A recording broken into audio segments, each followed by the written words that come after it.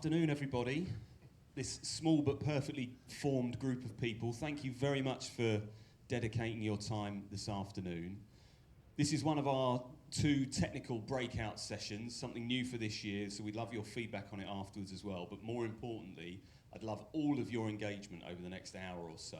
We've got 2 fantastic presentations coming up, the first of which is our good friend Kunal at Big Yellow Fish, so he'll be joining me in a second. And then the second is Heidi, who, if you were in the conference today, will have heard from already. And we're going to have a really interactive session with both of those 2 speakers today. When we've finished, we're going to review the outcomes together back in the ballroom. This is quite an important part of this breakout process and having a technical discussion. We can learn from that, build on it for next year, but importantly, share the outcomes with each other. So I'm going to channel my inner Tommy Olofsson and say that timing is important because we don't want to be late back downstairs. But Heidi and Kunal have both assured me that's not going to be an issue, so brilliant, good start. Kunal, the stage is yours. Round of applause, please. Thanks, Tommy.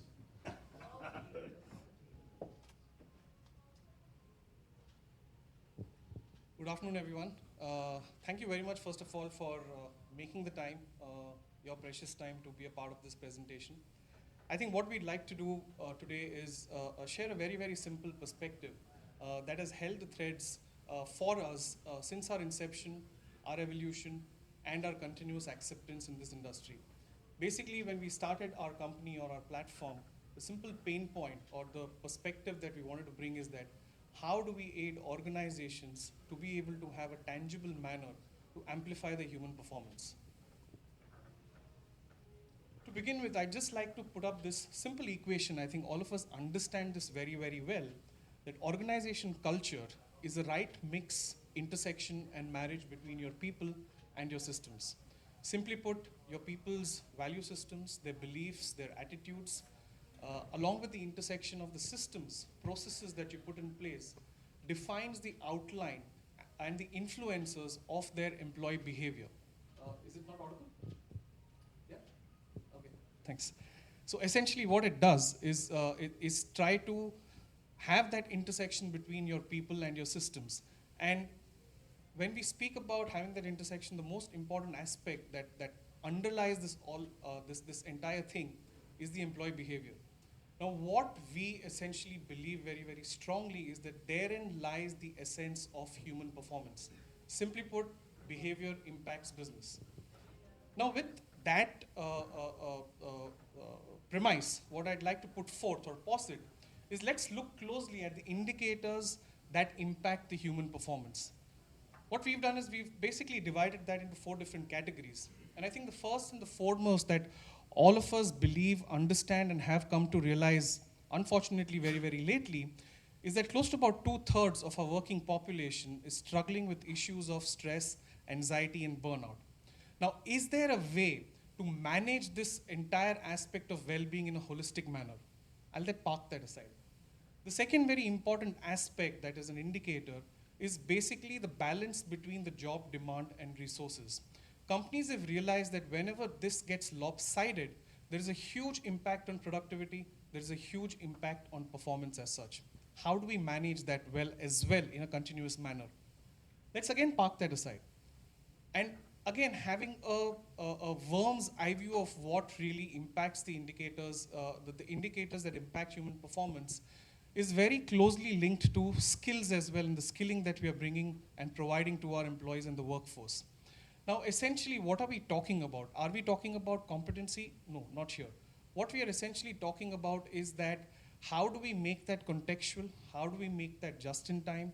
Is there a way to make it at a point in time where it matters the most? Here again, like I said, we're not talking about competency, but what we're talking about is strengthening the behavior towards that very competency. The last important aspect, I think companies have realized that where there is very little trust, where there is lack of transparency, where there is lack of engagement, it definitely has a huge impact on the performance. And a lot of companies have realized that in a very, very big manner to be able to have an environment that encourages encouragement and collaboration. But essentially, if you look close enough, the underlying factor for all these four indicators is behavior. Now, what we're trying to say here is that the behavior essentially has a disproportionate element of risk attached to it, if you look at it one way. But it also always has a disproportionate element of opportunity as well.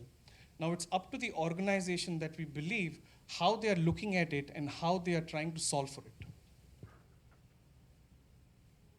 Now, when it comes to the way we have looked at it and how we are solving for it, we believe that the first and the foremost step is to be able to understand and quantify these influencers in a simple manner. So what we as an organization have posited is that built a framework that essentially categorizes these influencers into three very, very important capacities. One covering the self, the other covering the teams and cohorts, and the third covering the entire organization. So essentially, it is an interplay between these three stakeholders in an organization. And what if with all these influencers, you are able to narrow it down to a singular index that essentially at all points in time continuously gives you a guiding light with regards to where this behavioral risk lies.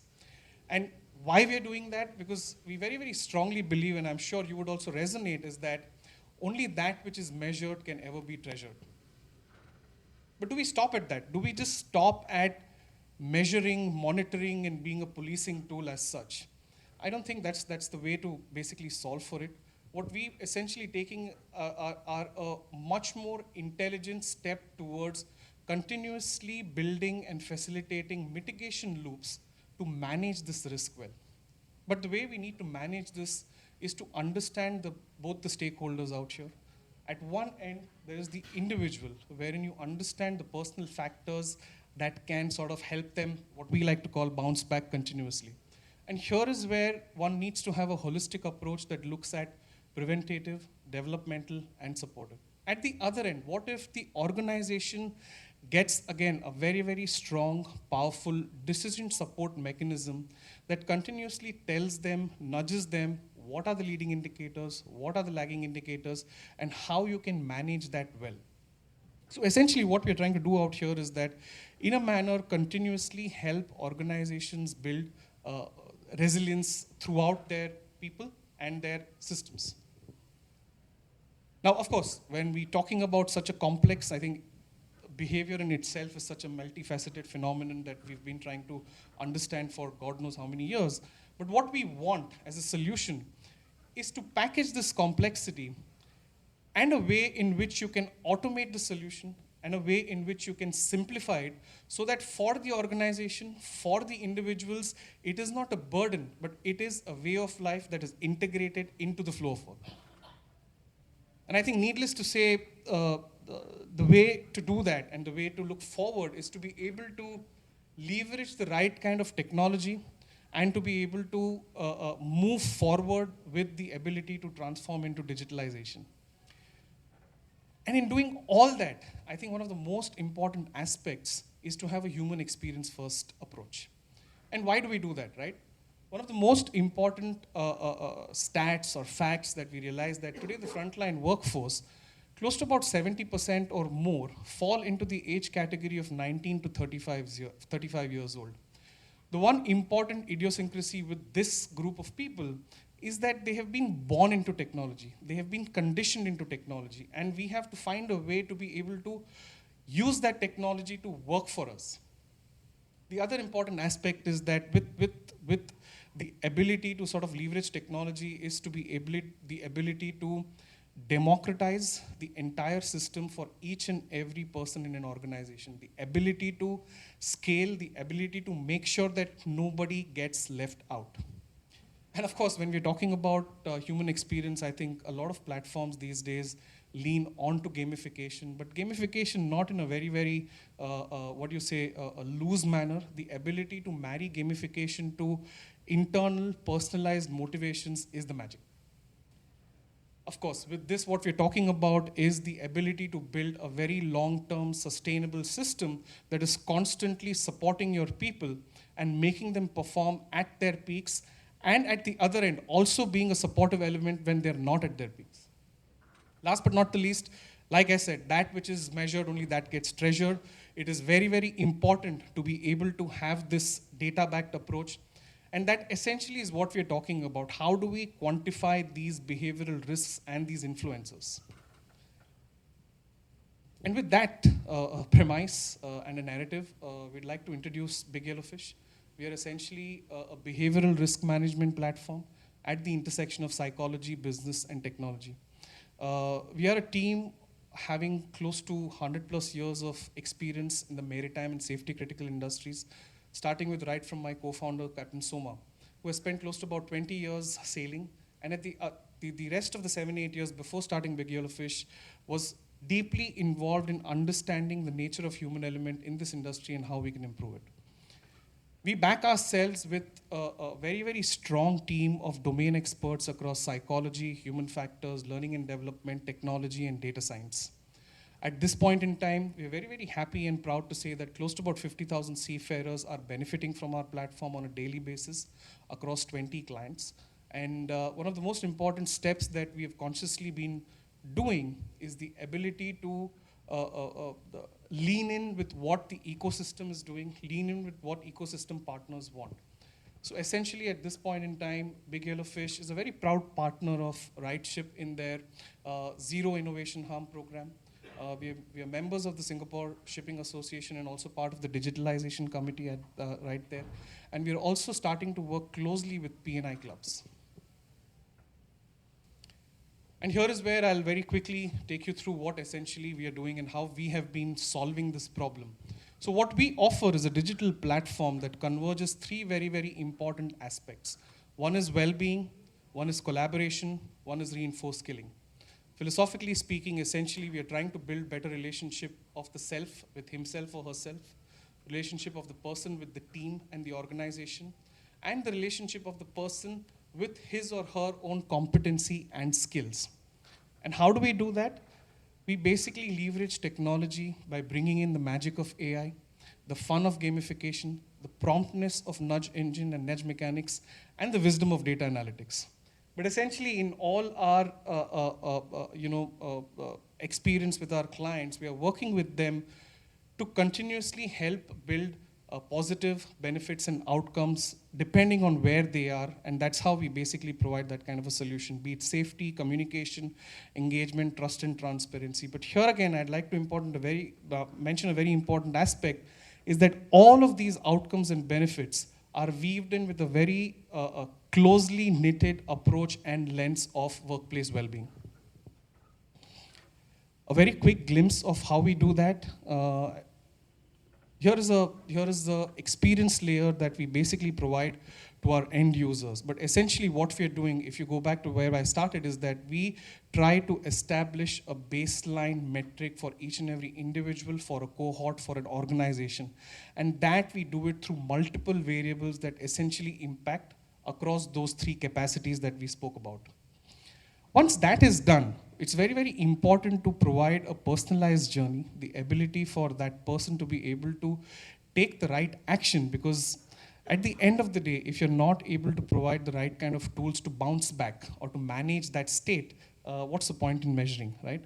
And that we do that through action plans across various categories of exercises, activities that are backed by science and of course with a little bit of mix of art. Here again, it's very important to, when we're using technology, it's very, very important to make sure that it is adopted well. The benefits of it are maximized by each and every individual. And for that, what we've done is we've built our own nudge engine that essentially marries the principles of gamification with risk management. Well, that's the glimpse of what the individual in an organization experiences day in and day out. But what we do is we extract the math, convert that into English, and provide the organizations with a very strong decision support mechanism. What you see here is a rendition of all of that being happening across your organization and bringing it down to a singular index so that you are able to understand where a particular cohort, where your organization is continuously lying. And while we do that, we also help organizations understand where are the leading indicators, where are the lagging indicators? Is it under a particular capacity that is related to the organization? Do you have the power to make use of that information, and more importantly, at the right point in time, and help move the needle so that it is favorable for yourself? And that exactly is what this particular data-backed approach, which is constantly focusing on getting organizations the right kind of outcomes. And again, what we've done is we've understood very well that when it comes to workplace, as against a very, very personal nature, it's very important to understand the organizational factors. Are the job demands either hindering or they are a supportive element for your organization? So you will be able to get a worm's eye view that which particular cohort is maybe falling short in a particular capacity wherein you have the power to change certain things. But please bear in mind, all this happens automatically in the back end. So essentially, you want a tool that is constantly at an individual and a cohort level, also helping people bounce back. And that is the essence and the power of the platform. Last but not the least, as a technology platform and as a technology layer, what we do is we also open up our systems. We are able to integrate to your existing systems or solutions or services that are there, and bring in externalities that become very, very vital. Both in the left-hand side is what we call wherein certain things are an input to that particular data. So for example, within a shipping organization, if there is a change in command, if there is a change in a particular threshold of crew members, how is that impacting the overall score?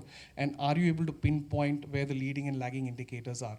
At the other end, you are able to sort of integrate it to your right-hand side metrics, which is basically being able to constantly compare and see the impact of moving that needle onto your business metrics, be it communication, be it trust and transparency, be it safety. I think at the end of the day, what we believe is that positive, resilient, and engaged employees are immensely productive.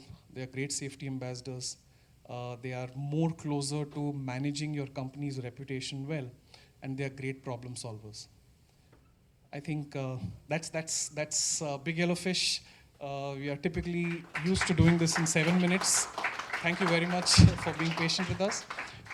We have our booth here. We would love to sort of engage with you if there are any questions that you would like to know, or get a demo of our platform as well, and we welcome all of you out there. Thank you very much. Don't go anywhere just yet, but thank you very much. I think, Tommy would be delighted. You've finished early. It's unheard of. It's unheard of. So let's use that opportunity. It's great to see more of you here now as well. First of all, any questions? One right there. You'll have to shout. I will. Thank you very much for the interesting presentation. My question is, how is the adoption for the more older seafarers, people like me? A very good question. I think we've had our own experience when we began. Very obviously, the lopsided nature of what we are doing out here was towards the younger generation of seafarers as such. But what importantly happened that, I wouldn't like to call that, but the older generation, the more experienced generation, when they were introduced to this, and they are at a position where they are able to realize and leverage the power of it, the adoption started increasing immensely, especially with the masters, especially with the fleet directors, and how they are able to use that. And I think it all has come down to a simple aspect of how are we positioning this platform to the seafarers and within the organization. Not as a policing tool, not as something that will criminalize a particular behavior, but in a manner in which it will basically augment their working experience. And that's been our experience so far. Solid answer, well done. Anyone else? We must have some more questions out there. Doing the awkward silence on purpose, just in case it encourages anyone. No? Well, I've got a couple of. We've got one more. There we go. Repeat offender. Go on. Is every day, several times a day, too much? Because you're nudging every day, right? No, we're not. Like I said, we're nudging when it is needed, when it is contextual. So typically on our platform, we see our users coming onto it because of these nudges, or they are self-directed. at least 2 to 3 times a week. And that essentially gives us enough statistical validity to sort of get the kind of numbers and give you a probability that this is where your risk lies as such. So it's not daily, it is not compulsory, but it is more on applying those gamification principles at the right point in time. Excellent. One more from me. You started by saying, I think, I'm misquoting you, I'm sure, but behaviour impacts business. On that note, what kind of business outcomes have some of your clients, your kind of test examples thus far, what have been the major kind of business outcomes for them? Or are they still very much on a journey with that? I think most of them are on their second year journey with us. So typically the business outcomes that they're looking at is how exactly how they are able to, first of all, in a very simple manner, give the power or empower their employees and crew member with a tool, which is like a living organism, which is continuously there for their support. From a business outcome perspective, they typically essentially look at certain safety matrices, how that has impacted them. But that's a data point that's pretty much privy to them. But for us, the validation of that is that most of our clients for the last 2 years have continued this journey and are investing in this platform because essentially they are seeing the data, the business outcomes at the other end. Fantastic. That's really good. Well, thank you very much. Round of applause again for Kunal. And if you want to see and feel the solution, come down and see you downstairs, I guess. Yes. Yeah, brilliant. Look forward to it. Thank you. Excellent. Well done. Thank you. I'll take that one. Juggle the mics.